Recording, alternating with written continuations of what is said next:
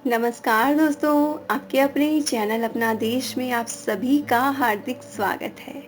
दोस्तों, आज इस वीडियो में हम जानेंगे कि सूर्य ग्रहण या फिर चंद्र ग्रहण के समय भोजन क्यों नहीं करना चाहिए, ग्रहण काल में भोजन वर्जित क्यों बताया गया है, इसका वर्णन कहाँ मिलता है, क्या नियम है, इसके पीछे लॉजिक क्या है, क्या साइंटिफिक लॉजिक है और क्या धार्मिक विचारधारा, इन सभी बातों के बारे में जानेंगे दोस्तों।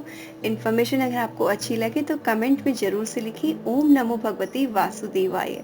दोस्तों, साल का पहला सूर्य ग्रहण 21 जून को लग गया है और साथ ही दोस्तों ये सूर्य ग्रहण भारत में दिखाई देगा, इसलिए सूतक के नियमों का भी सभी ने पालन करना होता है और ग्रहण काल में भी विशेष सावधानी की जरूरत होती है। बेसिकली बहुत सारे नियम कानून कायदे ग्रहण को लेकर बने, उन सभी कोई फॉलो नहीं कर पाते, लेकिन कुछ बेसिक चीजें हैं जो हमारी सुरक्षा के लिए, हमारी हेल्थ के लिए जरूरी है, उनका हमें विशेष ख्याल रखना चाहिए। उनमें दो चीजें प्रमुख आती हैं। पहली चीज कि ग्रहण काल में भोजन नहीं करना चाहिए। भोजन का मतलब हो गया अन्न ग्रहण नहीं करना चाहिए। साथ ही ग्रहण को डायरेक्ट या नेकेड आई से नहीं देखना चाहिए। जो स्पेशल चश्मे रहते हैं, जैसे कि एंटी ग्लेयर ग्लासेस वगैरह होते हैं, उनका इस्तेमाल कर सकते हैं, दूरबीन का इस्तेमाल कर सकते हैं। यानी स्पेशल लेंसेज की हेल्प से ही आपने सूर्य ग्रहण को देखना चाहिए। खुली नंगी आंखों से आपने ग्रहण को नहीं देखना चाहिए, इससे आंखों को क्षति पहुंचती है। और बहुत सारे नियम है दोस्तों, उनमें जो नियम है वो पुराने समय के अकॉर्डिंग थे, जैसे कि मलमूत्र का त्याग करना भी वर्जित बताया जाता था। उसका रीजन ये होता था कि पहले जो सोर्स ये सब था वो खुले में होता था, टॉयलेट नहीं होते थे, लेकिन आजकल ऐसी समस्या नहीं है, तो उन नियमों को पालन करने की कोई आवश्यकता नहीं है। लेकिन भोजन का जहाँ तक सवाल आता है दोस्तों, उसके पीछे कई सारे लॉजिक हैं, इसलिए उस नियम को आपने जरूर से फॉलो करना चाहिए और साथ ही नेकेड आई से आपने ग्रहण को नहीं देखना चाहिए। दोस्तों, भोजन ना करने के पीछे जो वर्णन मिलता है वो स्कंद पुराण में आता है। स्कंद पुराण की माने तो चंद्र ग्रहण हो या सूर्य ग्रहण, दोनों के समय में ही आपने भोजन नहीं करना चाहिए। और अगर भोजन करना भी है तो जो भी चीजें रहती हैं, उन सभी पके हुए खाने में, पानी में जो भी चीजें आपने लिक्विड है, दूध वगैरह है, उन सभी में आपने कुशा घास या फिर तुलसी के पत्ते जो है वो डाल देने चाहिए। एक्चुअली इससे होता है क्या, जो भी कोई बैक्टीरिया के वातावरण में हो वो भोजन में प्रवेश करते हैं तो कुशा या तुलसी के द्वारा वहीं पर एकत्रित हो जाते हैं, जिससे पूरा जो खाना है उसमें जीवाणु प्रवेश नहीं कर पाते हैं। और ग्रहण के बाद इस बचे हुए खाने को अपने जानवरों को खिला देना चाहिए, स्वयं ग्रहण नहीं करना चाहिए। और ग्रहण के बाद स्नान जरूर से करना चाहिए। इसके पीछे लॉजिक ये होता है कि जो जीवाणु आपके शरीर पे चिपके हों वो पानी के साथ बह जाएं। लेकिन दोस्तों, एक चीज़ यहाँ बता दूं कि ग्रहण के समय जो खाना वर्जित है उसमें अन्न के लिए मनाही है।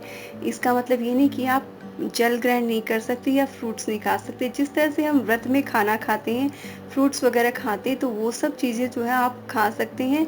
साथ ही आप पानी जो है, जो भी पानी आप ग्रहण करें उसमें तुलसी का पत्ता डाल के आप जरूर से उसको इस्तेमाल करें। बिना तुलसी के पत्ते के आपने जल भी ग्रहण नहीं करना चाहिए।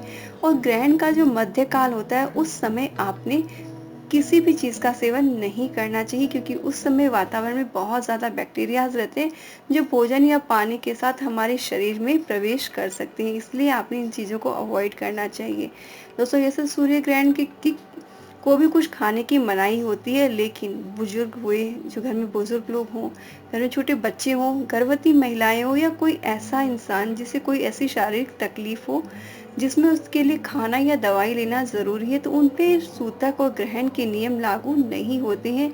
जिन्हें किसी तरह की स्पेशल प्रॉब्लम्स हैं, जैसे बीपी की प्रॉब्लम है या थायराइड की प्रॉब्लम है या फिर शुगर की प्रॉब्लम, तो ऐसे लोगों को कुछ ना कुछ खाना जरूरी हो जाता है, तो उन्हें जरूर से खाते रहना चाहिए और साथ ही तुलसी के पत्तों का इस्तेमाल करना चाहिए और समय समय पर अपनी दवाइयाँ जो है वो लेते हुए रहना चाहिए। क्योंकि दोस्तों, अगर वो दवाई ना लेंगे तो उनके लिए और ज़्यादा नेगेटिव हो सकता है।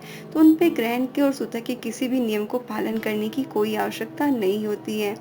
और ग्रहण में भोजन न करने के पीछे दोस्तों वैज्ञानिक दृष्टिकोण ये आता है कि जब चंद्रमा और सूर्य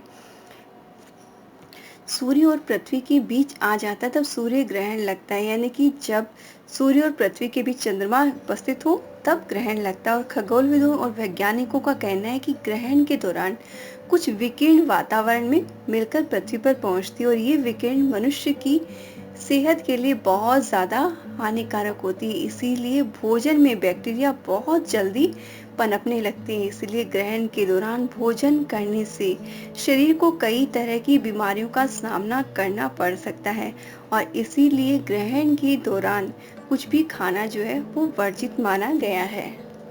इसके साथ दोस्तों ये भी एक तर्क आता है कि सूर्य ग्रहण या चंद्र ग्रहण के दौरान भोजन ग्रहण ना करें, क्योंकि इसका दूसरा लॉजिक ये होता है कि अपच होने की भी संभावना हो जाती है। माना जाता है कि ग्रहण के दौरान विकिरण भोजन पर प्रभाव डालकर पाचन तंत्र को प्रभावित कर देते हैं और कई शोधों में वैज्ञानिक और शोधकर्ताओं ने ये बात को भी स्वीकारा है कि सूर्य ग्रहण के दौरान भोजन ग्रहण करने से अपच जैसी समस्याएं भी उत्पन्न हो जाती हैं। इसलिए दोस्तों ग्रहण के समय आपने जहाँ तक हो खाना या पीना अवॉइड करना चाहिए। बाथरूम में सब जाने की कोई प्रॉब्लम नहीं है। पानी को आप तुलसी दल के साथ में यूज कर सकते हैं। खुली आंखों से आपने सूर्य ग्रहण या चंद्र ग्रहण को नहीं देखना चाहिए। स्पेशली सूर्य ग्रहण को आपने नहीं देखना चाहिए, क्योंकि चंद्र ग्रहण में तो चंद्रमा को नॉर्मल आई से अपने देखते हैं डायरेक्ट, तब भी कोई नुकसान नहीं होता है। लेकिन सूर्य की किरणें बहुत तीखी और शार्प होती है, तो उनको अगर हम नेकेड आई से देखते हैं तो आंखों के पर्दों पर नुकसान होने की संभावना होती है। इसके साथ ही दोस्तों किसी भी तरह के वाहन को, गाड़ी को सूर्य ग्रहण के दौरान चलाने की मनाही होती है।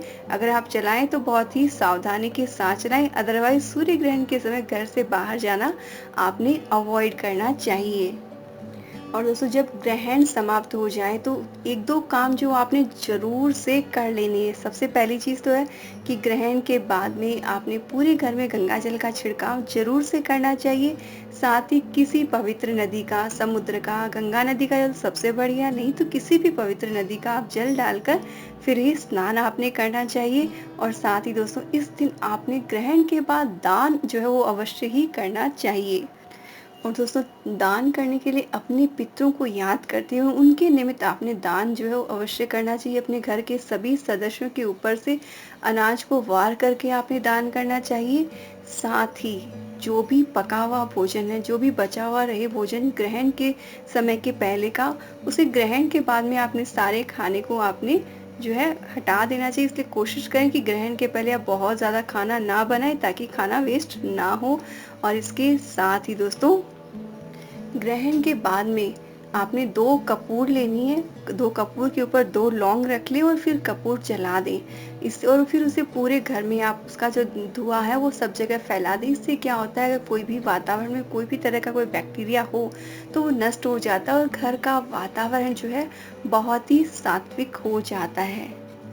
साथ ही दोस्तों जब ग्रहण समाप्त हो स्नान करके जब आप खाना बनाएं तो सबसे पहली रोटी आप गाय के लिए जरूर से निकालें और ग्रहण के बाद आप गाय को गुड़ से मिली हुई रोटी अपने हाथ से जरूर से खिलाएं। अगर पॉसिबल हो तो अगर हरा चारा अगर आप गाय को ग्रहण के बाद खिलाते तो कोई भी अगर दुष्प्रभाव ग्रहण के होते हैं, ग्रहों के प्रभाव अगर आप पे होते हैं तो वो भी दूर होते हैं। और दोस्तों इस समय दान पुण्य का विशेष महत्व, इसलिए आपने इन सब चीज़ों को जरूर से करना चाहिए। और दोस्तों ग्रहण के समय में जो भी हम जप करते हैं उसका अत्यधिक हमें फल जो है वो प्राप्त होता है। इसलिए ग्रहण के दौरान आपने जप वगैरह करते ही रहना चाहिए। मन सात्विक होता है, घर का वातावरण सात्विक होता है।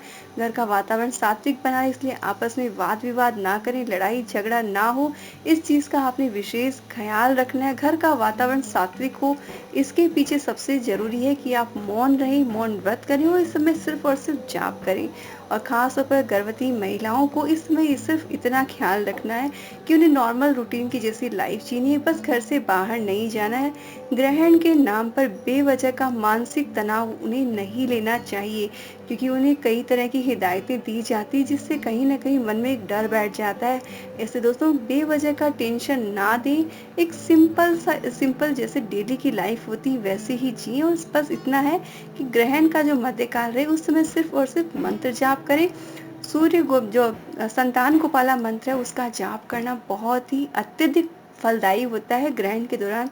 तो सिर्फ आपने उस समय या तो स्वयं जाप करें या फिर संतान गोपाला मंत्र को सुने, इससे मन को शांति मिलती है और श्री हरि विष्णु का असीम आशीर्वाद जो है वो प्राप्त होता है। तो दोस्तों इस इन्फॉर्मेशन को आपने अधिक से अधिक शेयर करना है ताकि जो लोग बेवजह डर जाते हैं, घबरा जाते हैं, उनके मन को भी तसल्ली मिले। इस वीडियो में इतना ही, हम फिर मिलेंगे नेक्स्ट वीडियो में। तब तक ओम नमो भगवते वासुदेवाय।